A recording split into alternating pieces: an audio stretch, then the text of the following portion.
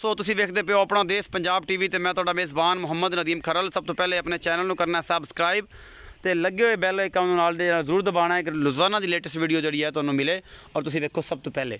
ਜਨਾਬ ਇਹ ਕੱਲ ਇੱਕ ਵੀਡੀਓ ਅਸੀਂ ਅਪਲੋਡ ਕੀਤੀ ਸੀ ਜਨਾਬ, ਮੇਰੇ ਬੜੇ ਪਿਆਰੇ ਵੀਰ ਨੇ, ਛੋਟਾ ਵੀਰ ਖੜਾ ਹੈ ਵਸੀਮ ਸਦੀਕ ਸ਼ਾਇਦ ਨਾਮ ਇਹਦਾ, ਤੇ ਇਹ ਜਨਾਬ ਇਹਦੀ ਜੋਟੀ ਇਹ ਪਿੱਛੇ ਲੰਗਰੀਆਂ ਦੇ ਨਿਸ਼ਾਨ ਸਵੈ ਚਿੱਟੀ ਅੱਖ ਵਾਲੀ ਇਹ ਜਨਾਬ ਖੜੀ ਹੈ ਤੇ ਇਹ ਜਨਾਬ ਸੇਲ ਹੋ ਗਈ ਹੈ 2,78,000 ਰੁਪਏ ਦੀ। 2,85,000 ਟੋਟਲ ਪੈਸੇ ਆਏ ਜਿਹੜਾ ਅਸੀਂ ਸਮੰਦਰੀ ਦਾ ਕਿਰਾਇਆ ਵਿੱਚ ਜਨਾਬ ਅਸੀਂ ਉਹ ਭੇਜਣਾ है। तो जनाब समंदरी जा रही है।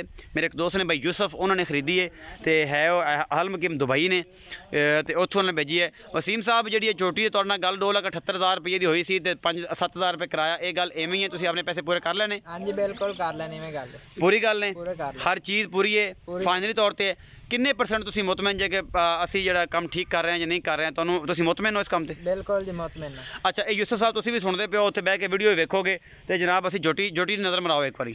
यह जोटी जिहड़ी कल असीं वीडियो पाई सी यह जनाब दा दुੱਧ भी 9-10 किलो दस्सिया सी।